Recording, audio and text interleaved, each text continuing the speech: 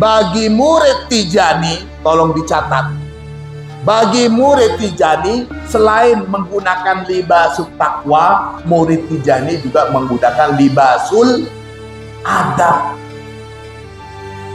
Sidi Syekh Sukairit mengatakan akhlak etika bagi murid Tijani itu sudah tidak bisa terlepas. Artinya kalau ada murid Tijani ngaku-ngaku sebagai Tijani tapi dia tidak menunjukkan akhlak, etika, adab yang benar, baik tata cara berbicara atau dalam sikapnya, kalimatnya kasar, bahkan suka menghina, maka ketahuilah dia seorang murid Tijani yang sedang telanjang.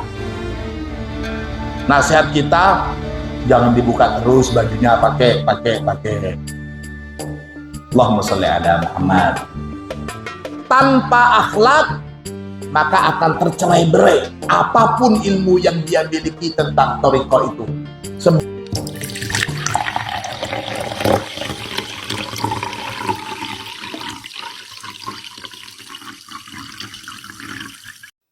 Bismillahirrahmanirrahim. Alhamdulillahi rabbil alamin. Allahumma salli ala sayyidina Muhammadin al-fatih lima ughliq wal khatim lima sabaqa nasiril haqqi bil haqqi wal hadi ila siratikal mustaqim wa ala alihi haqqa qadrihi wa miqdarihi al-azim. Rabbi syrah li sadri wa yassir li amri wahlul 'uqdatam min lisani yafqahu qawli, amma ba'du. Fuqara Tijani rahimakumullah. Ketika nanti akhir zaman, sebelum kita masuk ke materi kita, salah satu hal yang diingetin oleh Rasulullah menjadi fitnah akhir zaman itu dikatakan di dalam hadis Sahih Bukhari, saat kemunculan Dajjal, Rasulullah bersabda, inna ma'ad dajjali idza kharaja ma'an wa naron. Nanti ketika munculnya Dajjal itu akan datang juga, akan ada bersama Dajjal air dan api. Nah, untuk air dan api ini siapa yang nggak bisa membedakan? Nggak usah orang-orang pinter, nggak usah orang besar, anak kecil pun mulai dari 3 tahun ke atas sudah tahu mana air, mana api. Air dan api yang sudah jelas-jelas perbedaannya kelihatan, itu nanti salah satu bentuk fitnahnya Dajjal akan dipalingkan dari umat manusia pada waktu itu. Kalau sekarang masih agak samar-samar bainal haqqi wal batil. Nanti ketika akhir zaman, bainal haqqi wal batilnya itu jelas sekali berbeda. Maka dikatakan di sana, inna ma'ad dajjal idza kharaja ma'an wa naron. Fa ammal ladzi yaran nasu annaha nar fama'un baridun. Adapun orang-orang yang melihat kalau yang dibawa Dajjal itu adalah api, yang dibawa Dajjal itu adalah api, maka sesungguhnya itu, kata Rasulullah, itu adalah air yang menyejukkan. Wa ammal ladzi yaran nas annahu ma'un fanarun tuhriku. Adapun orang-orang yang melihat kalau yang dibawa Dajjal itu adalah air, maka sesungguhnya itu adalah api yang bisa membakar. Faman adroka minkum. Ini wasiatnya Rasulullah. Maka barang siapa di antara kalian itu yang nanti hidup di zaman ini, mengalami ini, barang siapa di antara kalian itu yang mengalami ini, falyaqo fil ladzi yara annaha nar. Maka ikutlah kalian, bergabunglah kalian dengan dengan orang-orang yang melihat dibawa oleh Dajjal itu api. Artinya yang tidak mengenakan. Yang dibawa Dajjal itu api, ikut yang itu. Nanti manusia akan terpengaruh, wah itu yang dibawa air. Semuanya rebutan nyari yang air, menghindari api. Wasiat Rasulullah, ikutlah kalian kepada orang-orang yang melihat bahwa yang dibawa oleh Dajjal itu adalah api. Fa'innahu adbun baridun. Maka sesungguhnya itu adalah air jernih yang sangat dingin.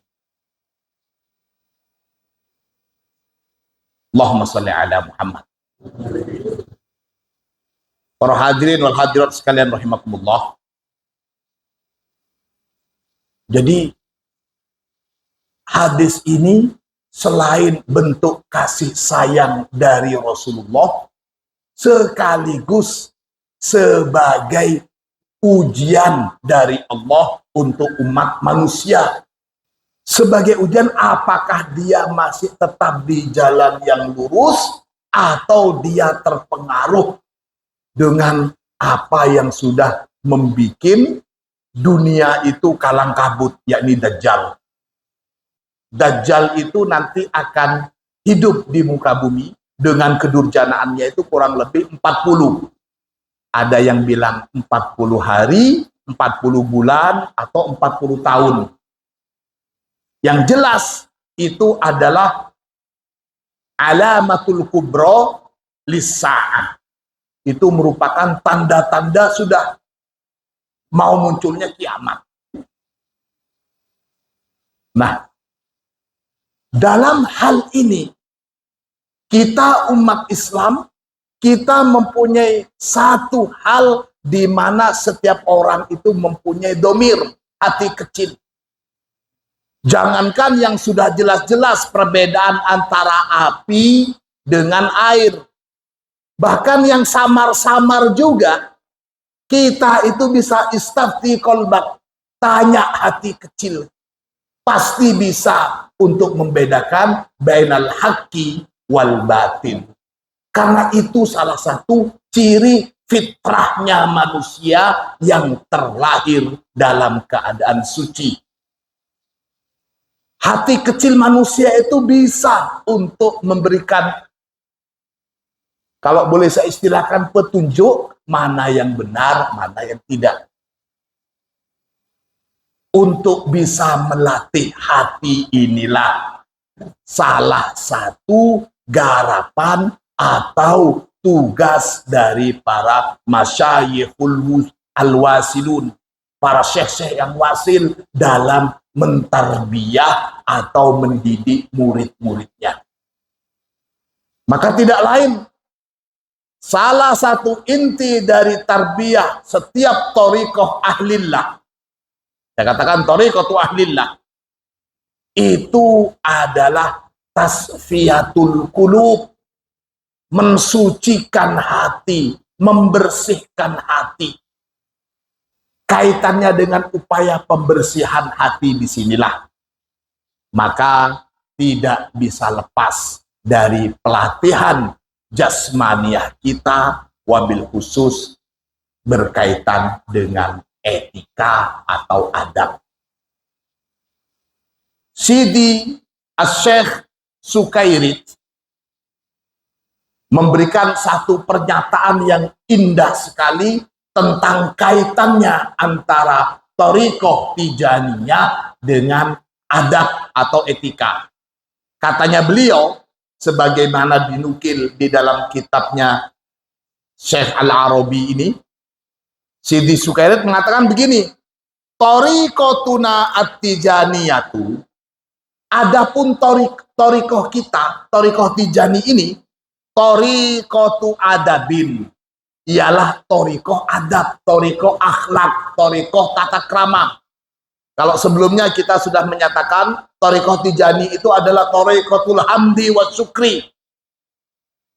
Nah, salah satu yang harus kita pahami juga, thariqah kita ini, katanya Syekh Sukairit, adalah thariqatul adab. Wa ma min qaidatin fiha illa wa yakumu bunyanuha alal adabi qabla ayyi syai'in akhar.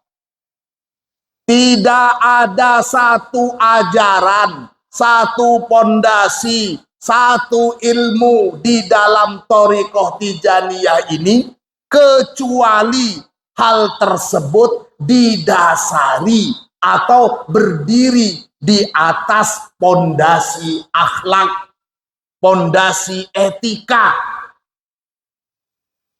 Apapun itu, namanya kaitannya dengan baik fiqhut tijani, ilmu tijani, kasfut tijani, ulumut tijani, semua kaidah-kaidah, dasar-dasar di dalam thariqah Tijaniyah, semuanya berlandaskan pada akhlak dan etika. Wal adabu, kata beliau juga, adapun etika atau tata krama itu, indana nahnu at-tijaniyun, adapun etika atau akhlak bagi kita para murid-murid Tijani ini katanya beliau menyatakan begitu, akhlak itu bagi kami para Tijani, maka harus tentu juga akhlak itu bagi kami para Tijani dimanapun kami berada, mau yang di Malang atau yang di Muharto atau yang di Pakesaji atau yang di Sudimoro, semua yang mengaku sebagai murid Tijani, akhlak itu bagi kami begitu, la yaktasiru anin nadari wal fikri. Akhlak, etika bagi kami itu tidak hanya terbatas pada al-fikri, an-nadari wal fikri. Tidak hanya terbatas pada teori-teori dan pemikiran saja. Akhlak, etika bagi para murid Tijani bukan hanya teori dan sebatas pemikiran saja. Bal yata'addahu ilal wajdi wad-dzauq. Tapi berakhlak, beretika bagi kalangan murid-murid Tijani itu sudah menjadi semacam rumongso atau rasa atau perasaan ya. Jadi betul-betul melihat, membandingkan dengan dirinya sendiri. Apa yang kira-kira dia senang, maka sebenarnya orang lain juga bisa senang seperti itu. Dia senang dihormatin, maka seharusnya dia juga menghormatin orang lain. Dia tidak senang dihina, maka hati-hati jangan sampai ada kalimat atau kata-katanya yang bisa nyinggung orang lain. Itu ilal wajdi wad-dzauq wal hanini wasyauq.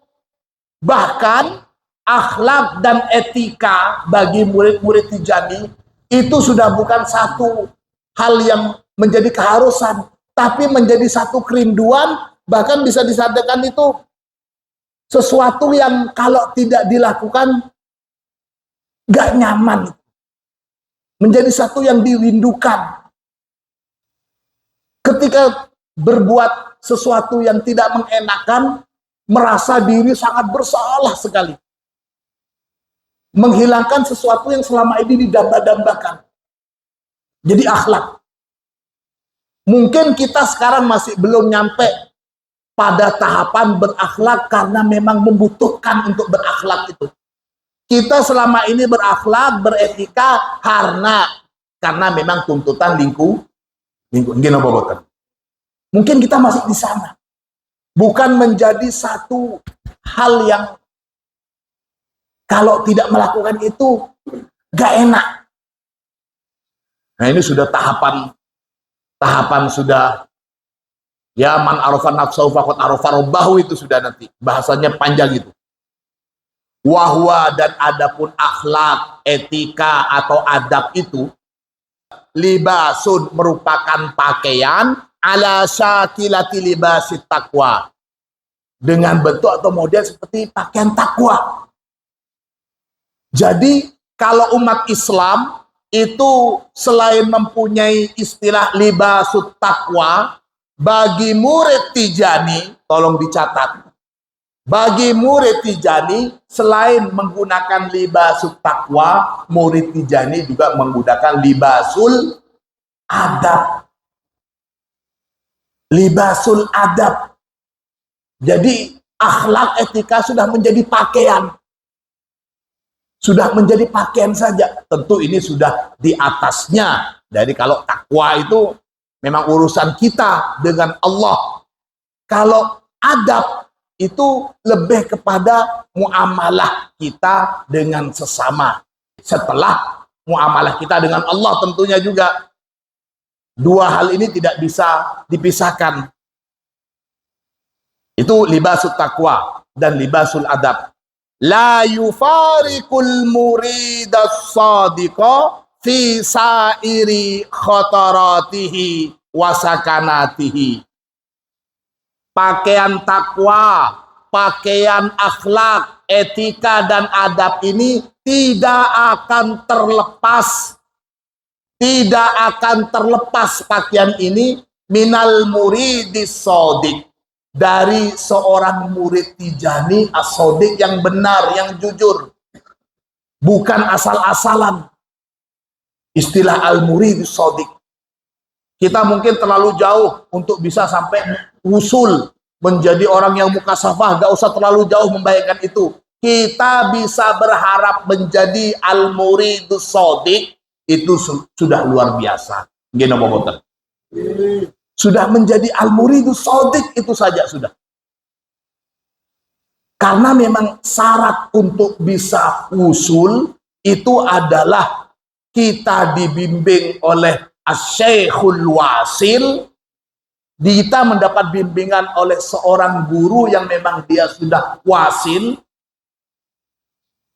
menjadi waliullah, dan kita sudah menjadi al-muridus shadiq. Ini sudah usulnya. Maka di sini tegas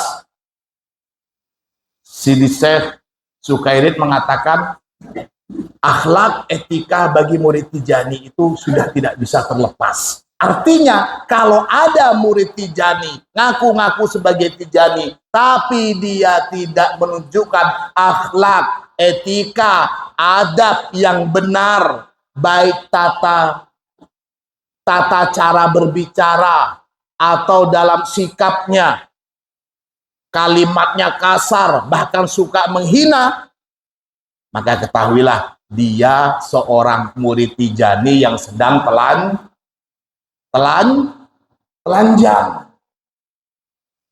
Nasihat kita, ayo jangan dibuka terus bajunya, pakai. Allahumma sholli ala Muhammad. Kalau perlu segera kancing yang benar itu. Baju takwa sama baju akhlaknya dikancing biar gak lepas. Jangan sampai kena angin. Ini hal yang perlu kita renungkan. Apakah saya ini pakaian Tijani saya terlepas atau bahkan belum dipasang sama sekali?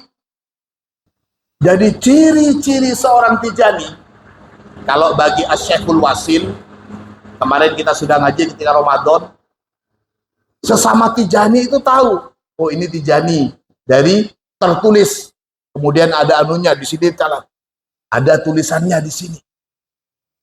Jadi itu para ikhwan fuqara Tijani rahimakumullah, kita sebagai Tijani jangan pernah melepas baju takwa dan baju adab kita.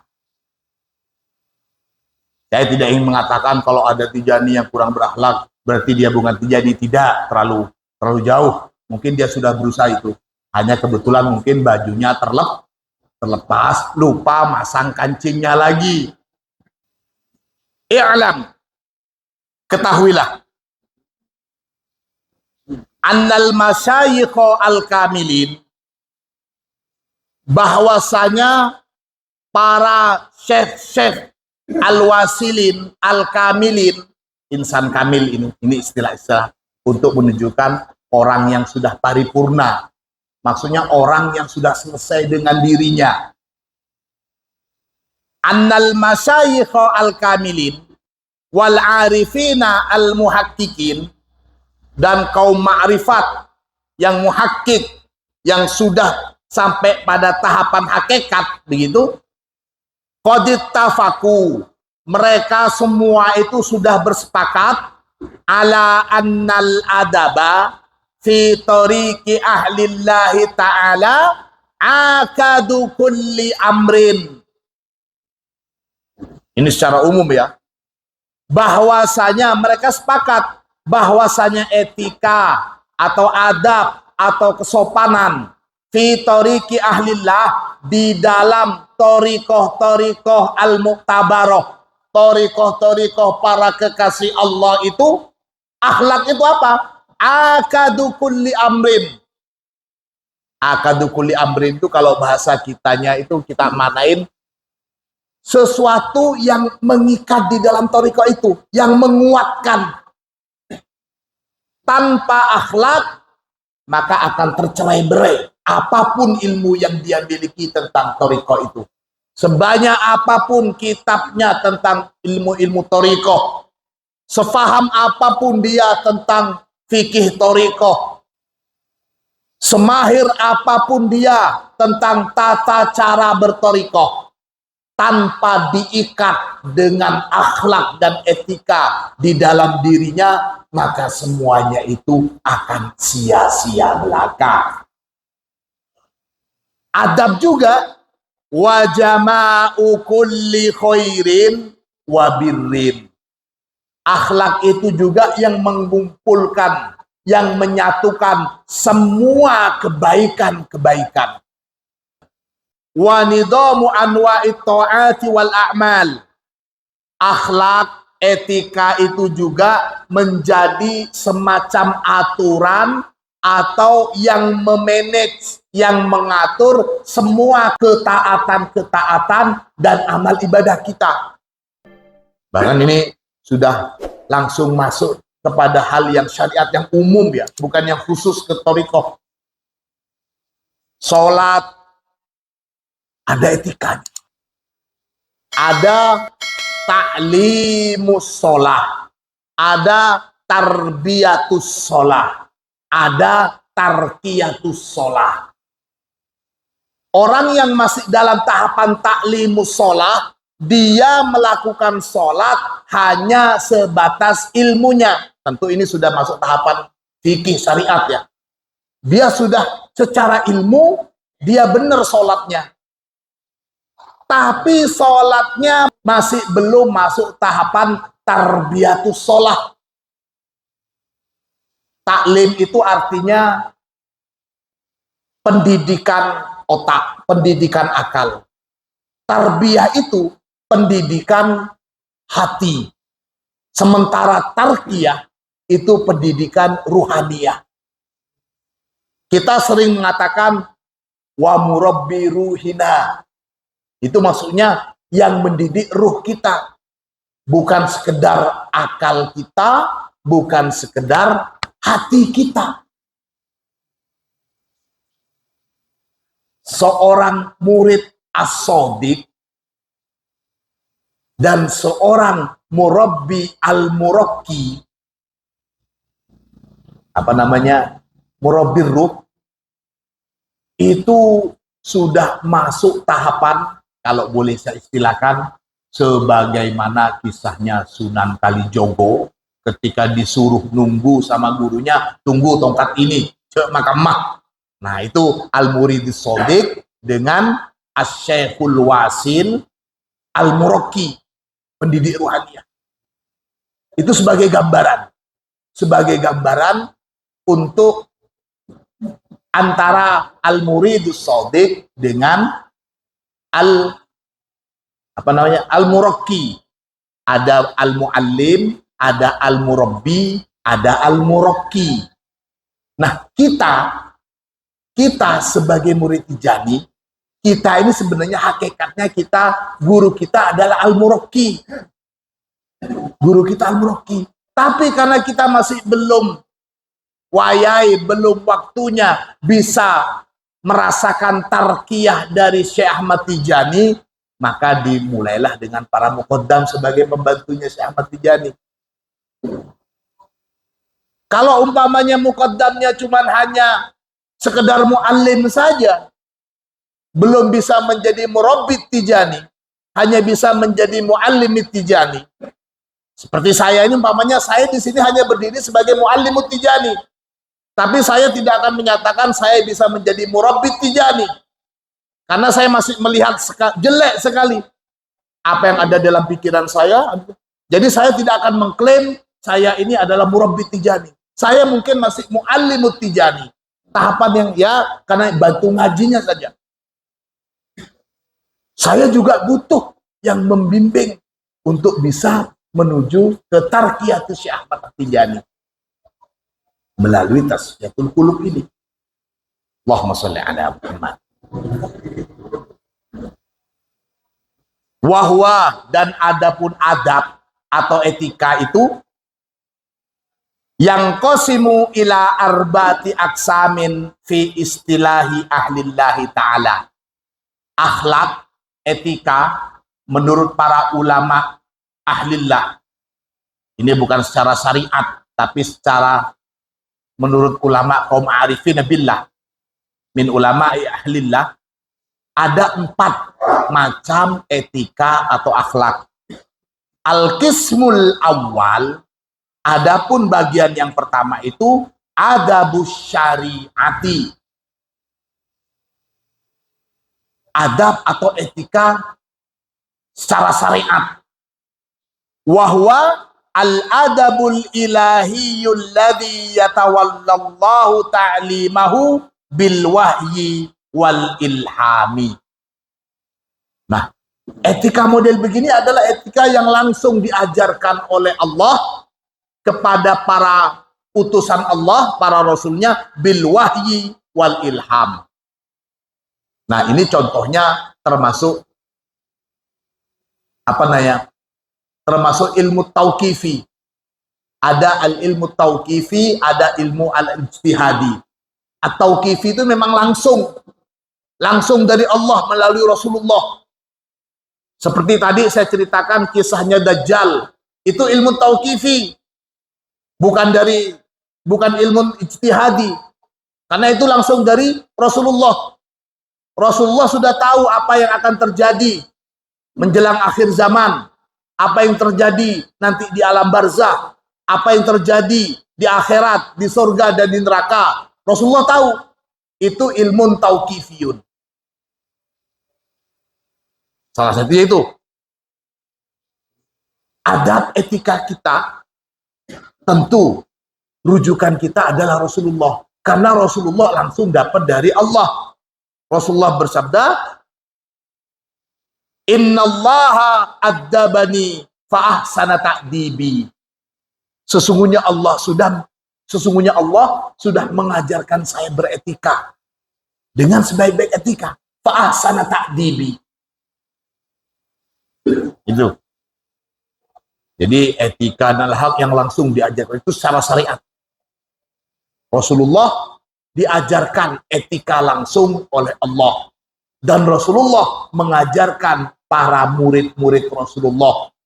Istilahnya murid-murid, kalau bahasa Rasulullah itu adalah sahabat Rasulullah.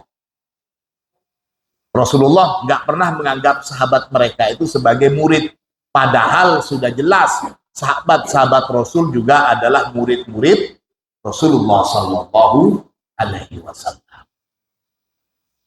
Sebagai seorang guru, Rasulullah tidak pernah menganggap murid-murid beliau sebagai bawahan. Rasulullah melihat mereka itu sahabat. Tapi sebagai murid melihat gurunya, sebagaimana digambarkan oleh Sayyidina Ali, saya ini adalah hamba bagi siapa saja yang mengajarkan saya 1 huruf saja, saya siap menjadi hamba.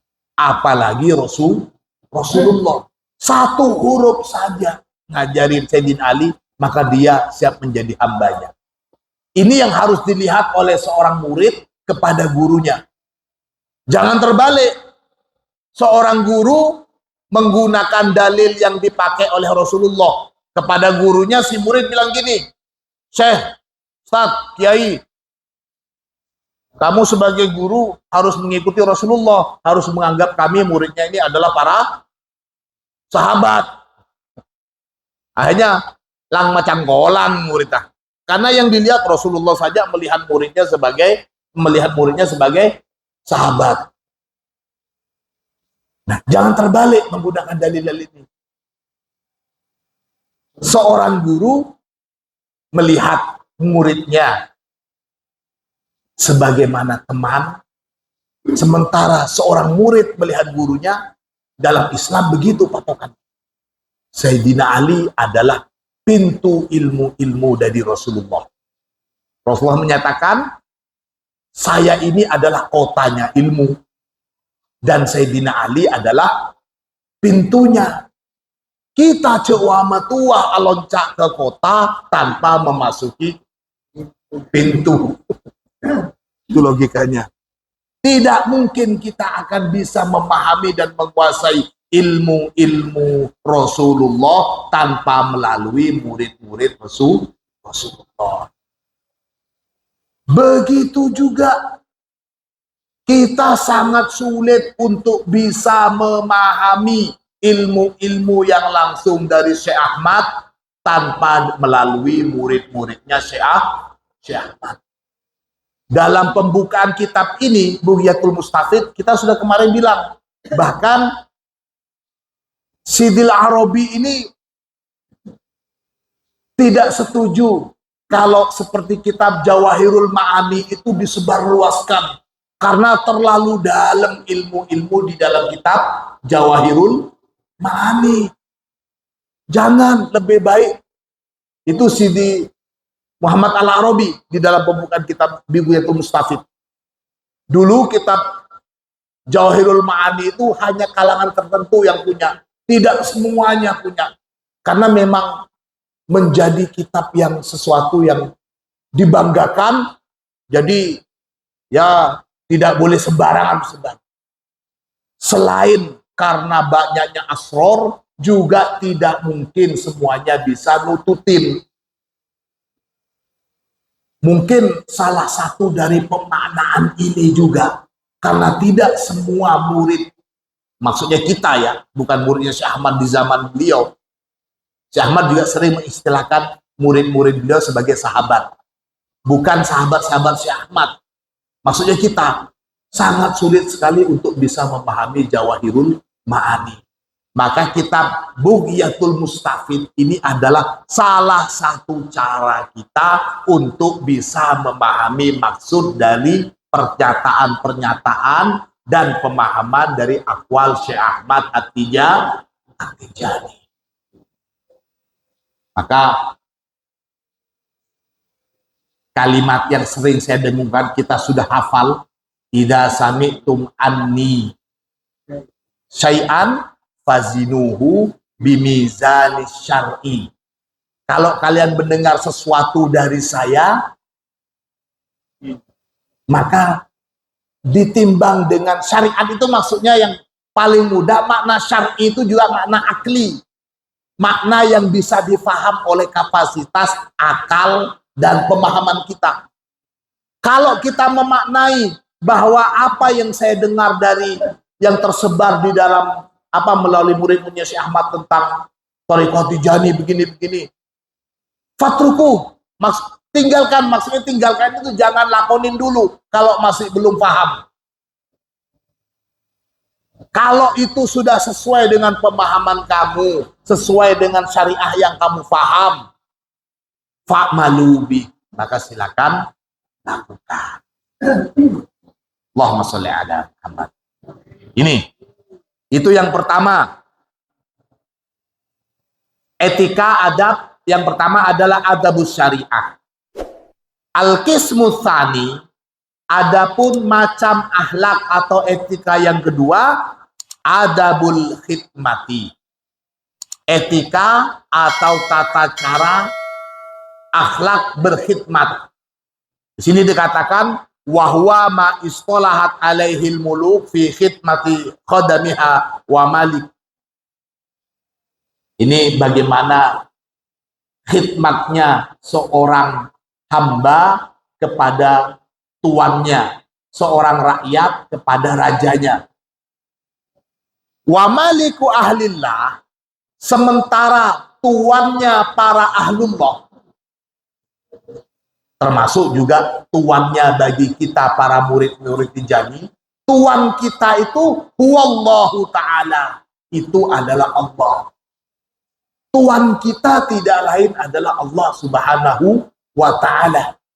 Wa qad syarra'a lana kaifiyatal adab fi khidmatihi wa huwa muamalatuna iyyahu fima yahtassu bihi duna khalqi. Maka cara kita melayani Allah, kita ini adalah pelayan Allah. Kita harus bisa memberikan pelayanan kepada Allah melebihi pelayanan kita kepada sesama makhluk. Fahuwa khususun fi adabis syariah. Maka adab atau akhlak dalam berkhidmat kepada Allah itu menjadi satu kekhususan dalam etika kita menjalankan syariat. Orang yang menjalankan ibadah sholat karena kewajiban tentu beda dengan mereka yang melaksanakan sholat karena betul-betul khidmat kepada Allah, betul-betul menjadi pelayan Allah. Beda. Li'anna syari'ata jami'atun lihaqqillahi ta'ala wa haqqil khalqi. Karena sesungguhnya syariat itu, katanya Syekh Al-Arabi, jami'atun lihaqqillahi ta'ala wa haqqil khalqi. Di dalam syariat itu merupakan satu hak yang tergabung di dalamnya antara haqqullah wa haqqul khalqi. Ada istilah hak, ada istilah kewajiban. Kita sebagai orang tua, kita punya kewajiban kepada anak-anak kita. Kewajiban seorang bapak kepada anaknya itu adalah hak seorang anak dari bapaknya. Sementara kewajiban seorang anak kepada orang tuanya itu adalah haknya orang tua dari anak. Kewajiban anak menghormati orang tua. Maka penghormatan anak untuk orang tua merupakan kewajiban, merupakan hak orang tua. Jadi kewajiban menghormati, hak dihormati. Nah itu timbal balik seperti itu maksudnya. Antara hak dan kewajiban. Al-qismus salis, adapun akhlak atau etika yang ketiga, adabul haqqi, etika atau akhlak dalam menerima kebenaran, menerima yang hak, itu maksudnya. Wahwal adabu ma'al haqqi fi ittiba'ihi inda kulli man yatharu indahu wa yahkumu bihi fatarji'u ilaihi wa taqbaluhu wa la tarudduh. Jadi akhlak, bagaimana akhlak kita, etika kita ketika kita mendapatkan satu kebenaran dan tidak menolaknya. Kita tahu itu benar. Ini kan masih ragu-ragu. Ini gimana ya? Kalau yang sudah jelas seperti air dengan api, itu nanti akhir zaman. Tapi sekarang ini kita masih diberi pilihan antara yang samar-samar dulu. Untuk kebenaran, wala tahmilukal anafatu in kunta dha kibarin fi sinni au al martabah au la taqbalil haq alla taqbalal haqqo mimman huwa asghar minka sinnan au qadran. Salah satu bentuk etika akhlak para murid Tijani, para murid Ahlillah di dalam adab dan etika itu adalah dia tidak merasa gengsi, dia tidak merasa malu, apalagi sampai menolak untuk kebenaran yang dia terima dari seseorang yang mungkin lebih muda dari dia, atau mungkin derajatnya di bawahnya dia. Di tengah-tengah masyarakat, masa iya seorang bupati mau menerima kebenaran dari seorang gojek atau tukang jaga pasar? Gengsi. Secara umum mungkin iya, tapi untuk para murid-murid Tijani, para murid-murid Ahlillah, hati-hati dengan kesombongan kita saat menerima kebenaran. Jadi nggak ada istilah kalimat yang keluar dari bapak-bapak seorang Tijani. Panjenengan kan sudah bapak-bapak semua. Ketika kelihatan anaknya mengetahui sesuatu yang benar dari anaknya, tidak ada kalimat cek wa matuwah. Nah itu, nggak ada kalimat dari Tijani cek wa matuwah. Nggak ada istilah wa matuwah dalam menerima al-haq. Itu yang ketiga. Dan yang keempat, yang terakhir, al-qismur rabi. Adapun akhlak atau etika yang harus dijaga, yang keempat bagi seorang murid Tijani adalah adabul haqiqah. Nah ini sudah masuk kepada tahapan yang etika secara hakikat. Yang tiga tadi itu, mulai nomor 3, 2, 1 itu sudah berat. Nah sekarang etika secara hakikat. Kalimatnya justru lucu. Wahwa adapun adabul haqiqah tarkul adabi bi anaika waraddun dalika kullihi ilallahi ta'ala. Hakikat beretika dalam murid Tijani itu adalah tidak beretika, tidak berakhlak. Meninggalkan akhlak, meninggalkan etika, meninggalkan semua kesopanan dan mengembalikan kepada Allah Subhanahu wa Ta'ala. Nah ini, jadi kalau kita kan sekarang masih berusaha berakhlak, kita duduk dengan sopan di sini kan karena kita memang mau duduk secara sopan. Kalau nanti, kalau sudah sampai pada adabul haqiqah, hakikat etika yang hakikat sejati, itu saya duduk begini sopan, panjenengan duduk sopan, itu bukan karena panjenengan sudah meninggalkan, ngapain saya mau berakhlak, beretika kepada orang-orang ini. Akhlak saya sudah kepada Allah. Ini sudah masuk tingkatan hakikat. Tidak ada yang dilihat, tidak ada yang dirasakan kecuali kehadiran Allah. Jadi berakhlak meskipun saya di depannya Habib Alves. Yang dilihat bukan Alvesnya itu. Itu sudah yang dilihat adalah komponen Allah yang ada di sana. Maka di sini masuk kepada tahapannya man arafa nafsahu faqad arafa rabbahu. Bagi kita ini adalah hadis. Tapi bagi para ulama-ulama hadis, ulama-ulama ahli syariat, ini akan ditolak sebagai hadis. Pertentangan hadis ini sudah terjadi sejak lama. Sejak masanya Syekh Ibnu Arabi sudah begitu. Sejak masanya Sidi As-Sukairit juga sudah begitu. Jangan ditanya hadis ini kepada umpamanya Was atau Uwah atau mungkin Musbahak, ya pasti ditolak, ini bukan hadis. Ulama-ulama ahli syariat, ahli fikih model seperti yang sekarang masyhur-masyhur itu sudah ada sejak dulu dan mereka rata-rata menyerang pada model-model begini. Nah kita nanti bisa memahami bagaimana sebenarnya man arafa nafsahu faqad arafa rabbahu. Bagaimana kita bisa memahaminya antara ulama syariat dengan ulama hakikat atau ulama ahlullah. Kita teruskan masalah ini di pertemuan yang akan datang. Mudah-mudahan ilmu kita bermanfaat. Al-Fatihah.